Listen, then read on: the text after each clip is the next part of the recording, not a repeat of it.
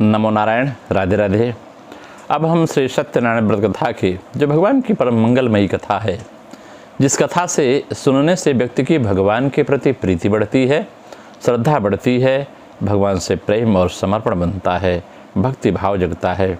इस कथा के तीसरे प्रसंग में सूत जी महाराज कहते हैं, पुनरगे प्रवक्षामि शृणुद्ध मनुष्योत्तमा पुराचुल्का मुखो नाम निपाशिन्न महामति। कहते हैं मैं आपको पुरातन एक विषय सुनाना चाहता हूँ। सूत जी महाराज कहते हैं, कहते हो कथा कहूँगा। प्राचीन काल में कुल्का मुख महाराज नाम के राजा थे। कहते महामति हैं, उनकी मति छोटी नहीं है, छोटी विचारधारा नहीं रखते, बड़े विशाल सागर हैं हृदय के। जितेंद्रिय सत्यवादी ययो देवालयम प्रति दिने दिने धनम दत्वा द्विजान संतोषयत सुधी। कहते महाराज जितेंद्रिय हैं। जितेंद्रिय का मतलब क्या है? केवल भोगेंद्रियां नहीं, उनकी कर्मेंद्रियां, ज्ञानेंद्रियां, पांचों कर्मेंद्रियां, पांचों ज्ञानेंद्रियां, आँख, हाथ, नाक, कान, गला, पैर, हाथ पैर, विचार सब एक साथ हो, आपके वश में हो।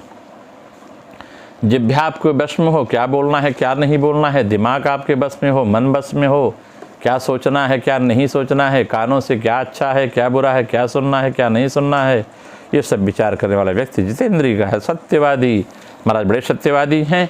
ययो देवालयम प्रति, देवालयों के प्रति बड़ी श्रद्धा है। ययो माने दो मंदिरों के प्रति प्रेम है। अगर इसकी आध्यात्मिक व्याख्या करें, संसार में मात्र 2 प्रकार के मंदिर हैं। आप कहेंगे महाराज मेरे चारों गांव में तो चारों तरफ कई मंदिर हैं, मेरे शहर में बहुत मंदिर हैं। नहीं भैया, मात्र 2 प्रकार के मंदिर हैं। पहला है अचल मंदिर, जिसे आपने परिश्रम करके और परिश्रम के बाद कुछ ईंट पत्थर को कलेक्ट करके किसी अच्छे योगी ब्राह्मण संत को बुला करके भगवान के विग्रह की प्राण प्रतिष्ठा आपने कराई है, मूर्ति की। एक ये मंदिर। दूसरा है अचल मंदिर, जो है ये अचल मंदिर है। और दूसरा है चल मंदिर, जो हम आप जैसे पंच भौतिक तत्व लिए जो मनुष्य हैं, जिसके अंदर वह परमात्मा स्वयं विराजमान है, जो भगवान के द्वारा प्रकट की गई रचना है। इस रचना को मतलब चल और अचल मंदिर से प्रेम करते हैं। प्रतिदिन ब्राह्मणों को बहुत सा दान किया करते हैं। राजा दानपति हैं, संतोषी हैं, संतोष रखते हैं, बड़ा धैर्य है, साहस है, आचरण में शील है, सुधि का भाव यह है कि हम अपने पुरजन परिजन का ध्यान रखें, अपने परिवार का ध्यान रखें। जो हमारे सहायक हैं, जो हमारे अधीनस्थ हैं, परिवार के माता पिता, बच्चे, बुजुर्ग, असहाय लोग, अपने से जुड़े प्रजा पावन के लोग जो असहाय हैं, उन पर भी ध्यान रखें। अपने दरवाजे पर पशु पक्षी जो हैं, उन पर ध्यान रखें। गर्मी का समय है, उन्हें जल दें। ठंडी का समय है, शीत का प्रबंध करें, जैसे शीत न लगे उन्हें। वर्षा ऋतु में उनके आश्रय दें, वृक्षों को जल दें। ये सब हमारी व्यवस्था, जो हमारे पास हैं, जो हमारे आसपास हैं, हमारे पर आश्रित हैं, उनकी सुधि लेते हैं। ऐसे राजा हैं। राजा बड़े महामति इसलिए कहा गया है। भार्या तस्य प्रमुग्धा चर सरोज बदना सती। उनकी जो पत्नी है बड़ी सुंदर हैं, कमल के समान मुख वाली हैं, धर्म पत्नी हैं, शील बने गुण संपन्न है, सरोज बदना है।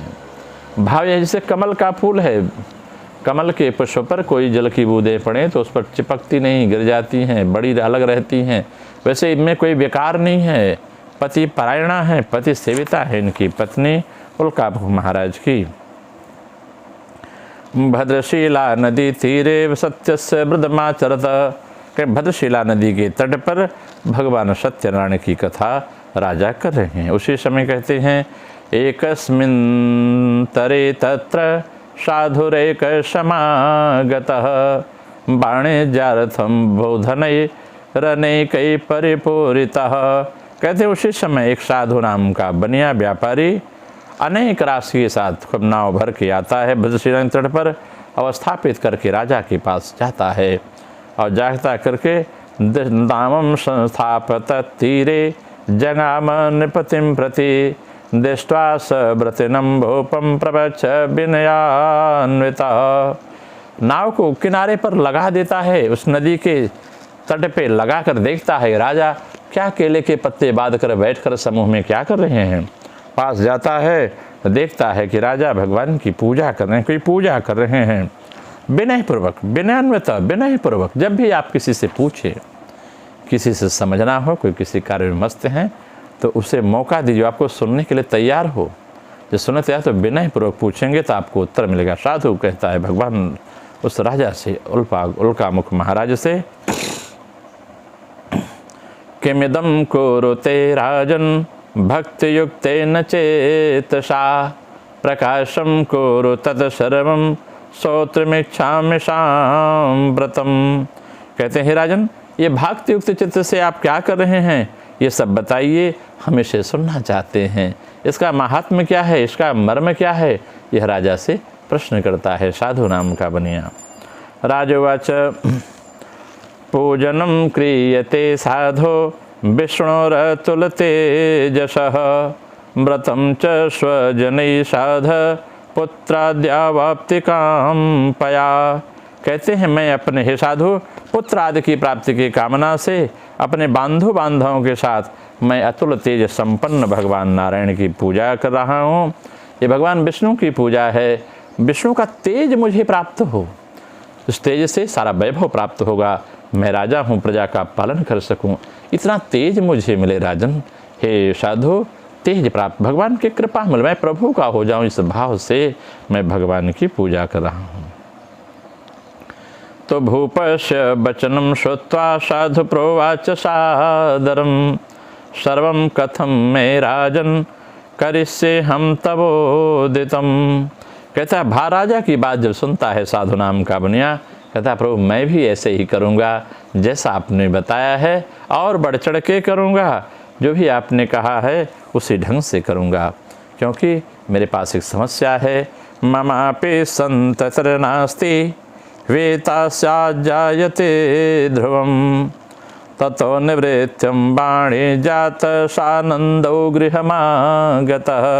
मेरे पास संतान नहीं प्रभु, आप भी संतान की चर्चा किए, भगवान सब कुछ देते हैं, संतान नहीं, कोई पुत्र आदि नहीं है, पुत्री नहीं है, कुछ भी नहीं है।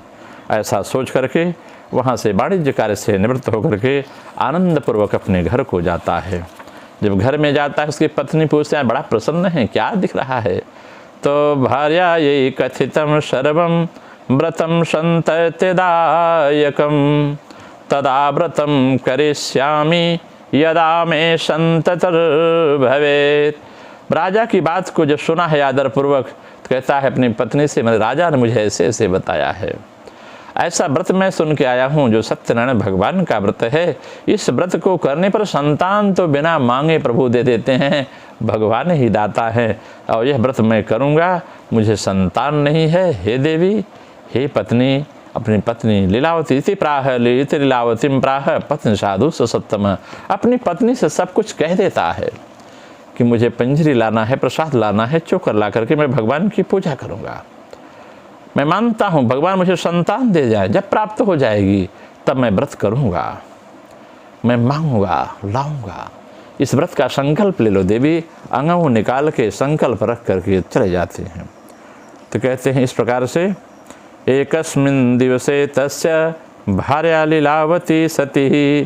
कहते हैं आनंद चित्त रथ धर्म का आचरण हुआ, संयोग से एक दिन उसकी पत्नी गर्भवती हो गई है। भक्ति युक्तानंद चित्ता भवद्धर्म परायणा गर्भिणी सा भवत तस्य भार्या सत्य प्रसादतः। कहते भगवान सत्यनारायण की कृपा हो गई उस दंपति पर, साधु नाम के बनिया लीलावती पर, इतनी कृपा हो गई वो गर्भिणी हो जाती है, गर्भ रह जाता है।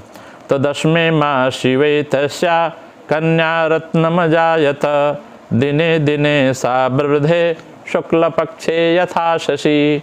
कहते हैं धीरे धीरे 10वें महीने में कन्या रत्न की उत्पत्ति होती है, एक कन्या जन्मती है, बड़ी उत्सव मनाते हैं, बड़ा मंगल होता है, और धीरे धीरे वो बढ़ती है, और इतना बढ़ती है जैसे शुक्ल पक्ष के चंद्रमा बढ़ते हैं। नामना कलावती चेति तन्नाम करणम कृतम ततौ लीलावती प्राह स्वामिनम मधुरम बच।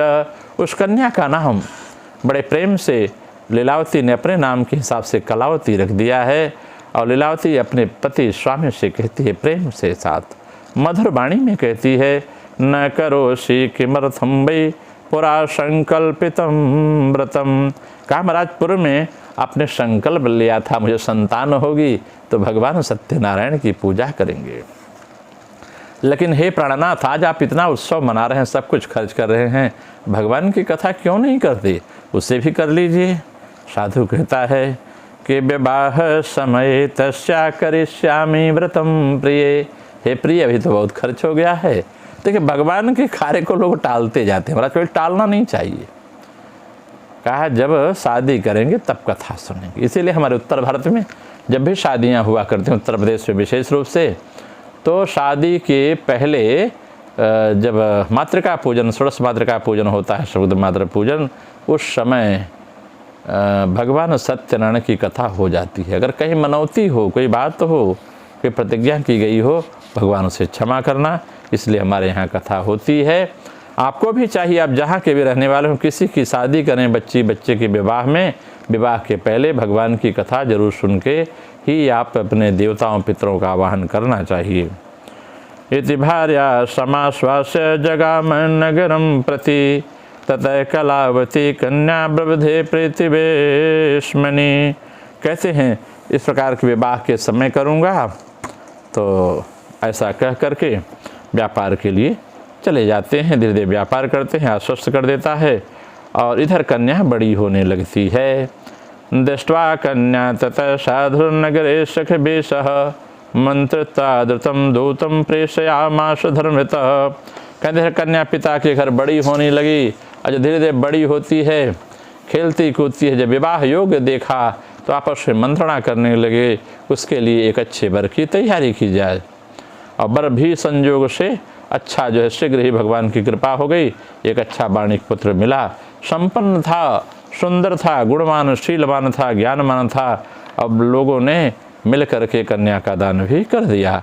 ततो भाग्यवशातेन विस्मृतं व्रतमुत्तमं विवाह समय तस्यातेन रुष्टो भवत् प्रभु। कहते हैं कि भाग्यवश देखिए वो लोग धीरे धीरे व्रत को भूल गए। अब यहाँ लीलावती को, जो उनकी पत्नी थी साधु को, उसको भी याद नहीं रहा कि व्रत बाकी है, अभी व्रत नहीं हुआ। अंत भगवान तस्यास्तेन रुष्टो प्रभु, विवाह के समय उसके अंत में भगवान नाराज हो जाते हैं, भगवान के उन पर रुष्ट हो जाते हैं। व्रत न करने से विवाह के समय प्रभु नाराज हो गए। ततः कालेन नियतो निज कर्म विशारद वाणिज्यार्थ ततः शीघ्रम जामृत शयतो बड़िक। कहते हैं काल की गति महाराज कोई टाल नहीं सकता। नहीं को सुख दुख कर दाता और निज कृत कर्म भोग सब भ्राता। काल की गति नहीं टाल सकता, जो आपके प्रारब्ध में लिखा नहीं टाल सकता। कहते हैं वो भूल गया कथा करना, पूजा करना भगवान सत्यनारायण की। अब दामाद को लेके वाणिज्य के लिए, मतलब व्यापार के लिए निकल पड़ता है। रत्नसार पुरे रम्ये गत्वा सिंधु समीपतः वाणिज्य मकरो साधुर्जा माता श्रीमता सह। कहते बाद सीधे व्यापार करने के लिए आगे निकल जाता है। समुद्र के किनारे रत्नसारपुर नाम का नगर है, वहाँ पर जाता है, वहाँ व्यापार फैलाता है। तौ गतो नगरे रम्ये चंद्रकेतु निपश्य च एकस्मिन्नेव काले तो सत्यनारायण प्रभु। कहते वह दामाद के साथ जाकर के चंद्रकेतु नाम के जो राजा हैं उनके राज्य क्षेत्र में व्यापार करने लगता है। भगवान कहते हैं उस समय क्या हुआ। एक समय की बात है कि भ्रष्ट प्रतिज्ञामालोक्य शापम तस्मै प्रदत्तवान दारुणम कठिनम चास्य महदुखम भविष्यति। भगवान भ्रष्ट संकल्प को कभी नहीं पूरा करते। इसका संकल्प भ्रष्ट था, इसका काम बीतता गया, इसने भगवान को विसार दिया। भगवान ने उसे शापित कर दिया है कि जा तुझे दारुण और कठिन महान दुख प्राप्त होगा। और जब भगवान कहते हैं ये है आज दैव प्रकोप हो गया उसके ऊपर। कहते हैं एक दिन की बात है, एकस्मिन् दिवसे राज्ञो धनमादाय तस्कर तत्रैव चागतश्चौरो वाणिजो यत्र संस्थितौ। कहते हैं राजा चंद्रकेतु के राज्य में चोरी हो जाती है और दो चोर हैं, वो धन चुरा के लाते हैं और जहाँ दोनों व्यापारी पड़े हैं वहीं रख के छिप जाते हैं। और जब उनके दूत आते हैं तत्पश्चात धावकान दूता दृष्ट्वा भीतेन चेतसा धनम संतत्रैव शतो शीघ्रम लक्ष्यतः। वो जब छिप जाते हैं तो राजा के दूत आते हैं, देखते हैं कि यही दो व्यापारी हैं, सामान इन्हीं के पास है, इनको उठा करके जेल में बंद कर देते हैं। ततो दूता समायाता यत्रास्थे सज्जनो बणिका दृष्ट्वा निबधनम तत्र बद्ध्वा नीतौ परीक्षुतौ। कहते हैं दूत आकर के देखते हैं, उनको बांध करके हर्षेणा धावमानस्य प्रोचन समीपत तस्करौ दो समानी तो बिलोक्या ज्ञापय प्रभो। और राजा के पास ले जाकर के खड़ा कर देते हैं, यही दोनों तस्कर हैं, यही चोर हैं, रत्न देखिए रखे हुए हैं, यही चुरा के ले गए हैं। अकदौराज्ञा ज्ञप्तास्ततः शीघ्रं दृष्ट्वा बंधा तुता बुभौ स्थापितौ दो महादुर्गे कारागारे विचारतः। कहते हैं राजा जो पता चल गया कि सारा सामान उपलब्ध हुआ है, यही चोर हैं, उन्हें महाकारागार में, विशेष बड़ी जेल में दामाद को और साधु नाम के बनिया को जमा कर दिया जाता है, उन्हें बंदी बना लिया जाता है। माया सत्यदेव सरसम केसरियोर्वच अतस्तरियोर्धनम राज्ञा गृहीतम चंद्र के दुना। कहते हैं जब पकड़ लिए जाते हैं, भर्ती कर दिए जाते हैं और कारागार में डाल दिए जाते हैं, भगवान की माया से उन दोनों ने अपनी सफाई देना शुरू किया। तो कोई माना नहीं, वो चोरी का धन प्लस जो साधु नाम के बनिया ने कमाया था, दोनों की संपत्ति को राजा ने अपने राजकोष में उठा के डाल दिया। और यहाँ क्या होता है कि तस्यापास्य तयोर्गे हे भार्या चैवात दुखिता चौरणा पर हतम सर्वगृहे अच्चय स्थितम धनम। कहते यहाँ घर पे क्या होता है, उसकी पत्नी दुखी रहने लगी, उसके घर का सारा सामान चोर उठा ले गए। जो लीलावती है, शरीर से पीड़ा हो गई, मानसिक पीड़ा हो गई, भूख प्यास से दर दर भटकने लगी। आधि व्याधि समायुक्ता क्षत्रिय बाबा सुदुखिता अन्न चित्ता पराभूता प्रभाव च गृहे गृहे। आधि व्याधि शरीर में प्रवेश कर गई, भूख प्यास से व्याकुल हो गई, अन्न का अभाव हो गया, घर घर जाके भिक्षाटन करने लगी।